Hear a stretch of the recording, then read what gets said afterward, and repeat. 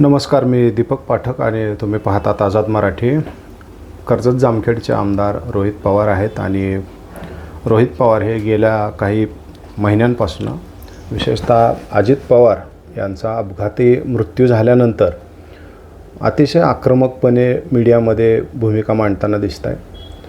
फक्त अजितदादांच्या मृत्यूच्या चौकशीसंदर्भातच नाही तर त्यांनी वेळोवेळी प्रेस कॉन्फरन्स वगैरे घेऊन एक भूमिका मांडलेली आहे आणि त्याच्यामुळं अजितदादांच्या मृत्यूच्या संदर्भात महाराष्ट्रभर एक व्यापक चर्चेला तोंड आमदार रोहित पवार यांनी फोडल्याचं आपल्याला पाहायला मिळतं आहे. रोहित पवार हे अतिशय चाणाक्ष, हुशार आणि तेवढेच धूर्त अशा स्वरूपाचे राजकारणी आहेत.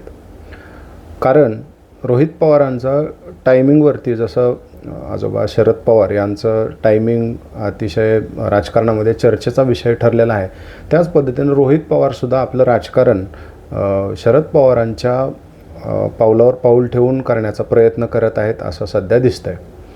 आज रोहित पवार यांनी बारामतीमध्ये एक जनता दरबार घेतला. त्याला गर्दी किती होती किंवा लोकांचा प्रतिसाद कसा होता हा वेगळा भाग जरी असला तरी रोहित पवारांनी जो आज हे स्टेप जी टाकली आहे तर ती अतिशय लक्षवेधी आहे.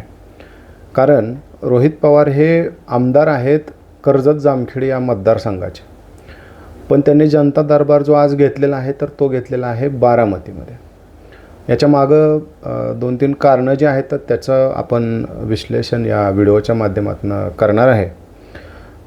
आपण जर बघितलं तर मागे जी विधानसभेची निवडणूक झाली त्या विधानसभेच्या निवडणुकीमध्ये कर्जत जामखेड म्हणजे सार्वत्रिक जी विधानसभेची निवडणूक होती तर त्याच्यामध्ये रोहित पवार यांनी अतिशय मोठमोठी कामं केलेली आहेत किंवा विकास निधी अतिशय मोठ्या प्रमाणावरती आणला. म्हणजे विरोधात असून देखील रोहित पवारांनी मोठ्या प्रमाणावरती कर्जत जामखेड या मतदारसंघात मोठमोठी विकास कामं केली आहेत असा दावा त्यांच्या समर्थकांकडनं केला जात होता.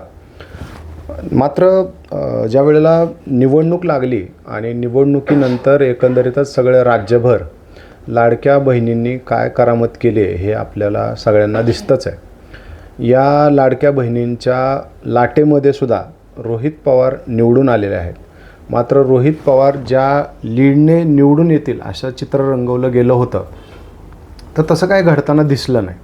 रोहित पवारांचा अगदी निसटता विजय त्यांना मिळवता आला. खरं तर त्यांचा पराभवच होईल अशी सगळी तजवीज राम शिंदे यांनी केली होती.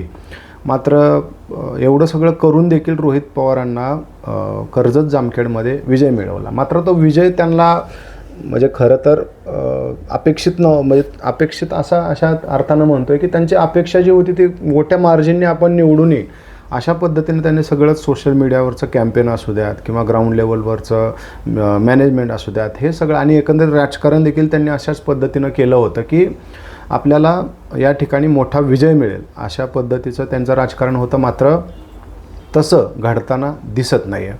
यानंतर आता असं आहे की मागच्या वेळचे जे भारतीय जनता पक्षाने ज्या चुका केल्या होत्या तर त्या आता कर्जत जामखेड मतदारसंघामध्ये राम शिंदे या सुधारत असल्याचं चित्र आहे. आणि आता राम शिंदे हे एका मोठ्या पदावरती आहेत आणि या पदाबरोबर त्यांच्याकडे पॉवरही आहे आणि या पॉवरचा उपयोग आता ते आपल्या मतदारसंघामध्ये अतिशय प्रभावीपणे करत आहेत असे सध्या तरी दिसत आहे.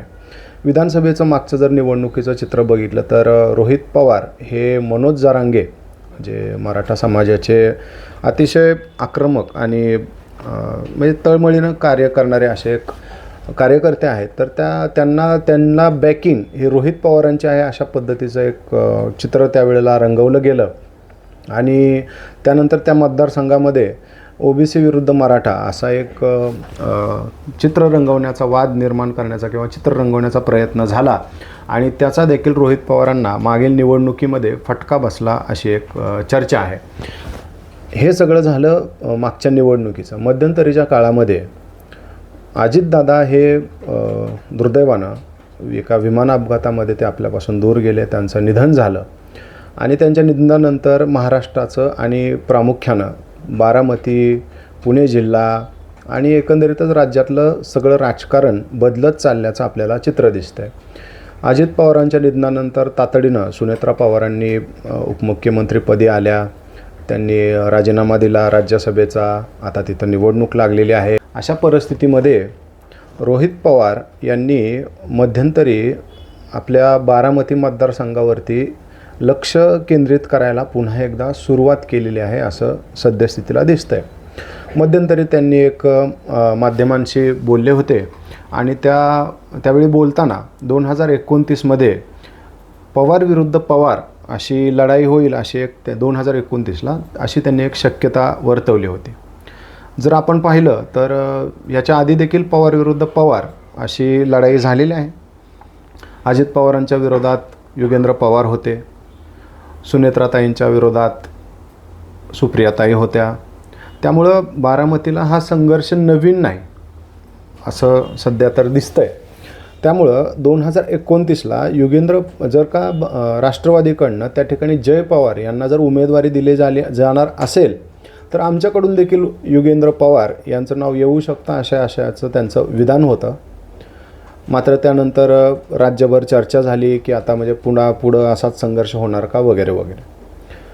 मात्र आता अचानकपणे रोहित पवार बारामतीमध्ये का सक्रिय होत आहेत असा अनेकांना प्रश्न आहे.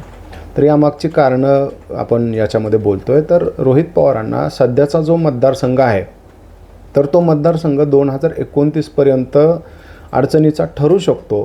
त्यामुळं एक पर्यायी व्यवस्था म्हणून ते बारामती विधानसभा मतदारसंघाकडे पाहतायत का अशा पद्धतीचं चित्र आहे. बारामतीसोबतच रोहित पवार हे पुरंदरमधून सुद्धा लढू शकतील अशी एक चर्चा सुरू आहे. मात्र अजून तरी त्याच्यामध्ये काय अधिकृत दुजोरा किंवा असं अजून तरी चित्र नाही. परंतु गेल्या काही दिवसात रोहित पवारांनी या 2 मतदारसंघांमध्ये आपले दौरे वाढवलेले आहेत, अनेक कार्यक्रम घेतले जात आहेत, अनेक या ठिकाणचे जे प्रश्न आहेत तर त्या प्रश्नांना वाचा फोडण्याचं काम रोहित पवार करताना आपल्याला दिसत आहेत. बारामतीमध्ये अजितदादा असताना लोकांचा एक त्यांचा दांडगा जनसंपर्क होता. अगदी ते पहाटेपासूनच कामाला सुरुवात करायचे आणि त्यांचा प्रशासनावर मजबूत पकड होती.